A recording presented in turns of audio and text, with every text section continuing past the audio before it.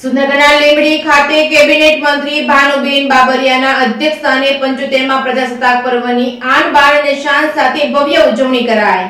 સુરનગરના લીંબડી ખાતે કેબિનેટ મંત્રી ભાનુબેન બાબરિયાના અધ્યક્ષસ્થાને 75મા પ્રજાસત્તાક પર્વની આન બાન શાન સાથે ભવ્ય ઉજવણી કરાઈ હતી। લીંબડી ખાતે 75મા પ્રજાસત્તાક પર્વ નિમિત્તે તિરંગો લહેરાવી ધ્વજવંદન કરતા મંત્રી ભાનુબેન બાબરિયાએ નાયબ મુખ્ય દંડક જગદીશભાઈ મકવાણા સહિતના મહાનુભાવોની ઉજવણીમાં ઉપસ્થિત રહ્યા હતા। વાઇબ્રન્ટ સમિટની 21મી કડી સમુદ્ર ભારતનું ભવિષ્ય સુનિશ્ચિત કરતો ગોલ્ડ ગેટવે બન્યો હતો। નારી ગૌરવની નીતિ અમલમાં મૂકનારનું ગુજરાત દેશનું પ્રથમ રાજ્ય છે। પ્રધાનમંત્રી આવાસ યોજના અમલીકરણમાં ગુજરાત સમગ્ર દેશમાં અગ્રે સ્થાન છે। સુરનગર જિલ્લામાં વાઇબ્રન્ટ ગુજરાત ગ્લોબલ સમિટ 2024 અંતર્ગત એકમો દ્વારા અંદાજિત 700 કરોડના MOUR કરાયા હતા। આજે સુરનગર જિલ્લાના લીંબડી ખાતે સામાજિક ન્યાય અને અધિકારિતા તેમજ મહિલા અને બાળ કલ્યાણ મંત્રી ભાનુબેન બાબરિયાના અધ્યક્ષસ્થાને પ્રજાસત્તાક પર્વની જિલ્લા કક્ષાની ઉજવણી કરવામાં આવી હતી। મંત્રી ભાનુબેન બાબરિયાએ લીંબડી હેલીપેડ ગ્રાઉન્ડ ખાતે ધ્વજવંદન કરી પરેડનું નિરીક્ષણ કર્યું હતું। જિલ્લા કલેક્ટર કેસી સંપટ, જિલ્લા પોલીસ અધિક્ષક ડોક્ટર ગિરીશ પંડ્યા પણ સાથે જોડાયા હતા।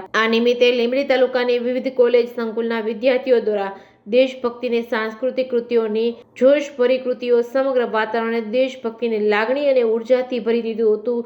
જિલ્લા ખેતીવાડી અને જિલ્લા ગ્રામ વિકાસ એજન્સી તેમજ PGVCL શિક્ષણ આરોગ્ય સહિતના વિભાગો દ્વારા વિવિધ માહિતી દર્શાવતા ટેબલો પણ આ તકે પ્રદર્શિત કરવામાં આવ્યા હતા।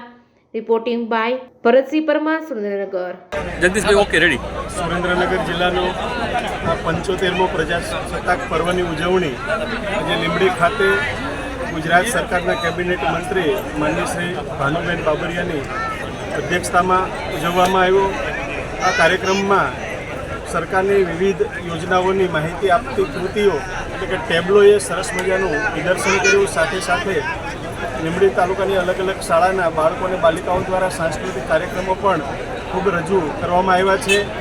આ 75મા પ્રજાસત્તાક પર્વે સમગ્ર દેશ જ્યારે એક દેશભક્તિના રંગે રંગાયો હોય, 75મા પ્રજાસત્તાક રંગે રંગાયો હોય ત્યારે ઉજવણી સમારોહમાં ઉપસ્થિત સૌનો આભાર। નાગરિકોને હું 75મા પ્રજાસત્તાક પર્વની હૃદયપૂર્વકની શુભકામનાઓ પાઠવું છું।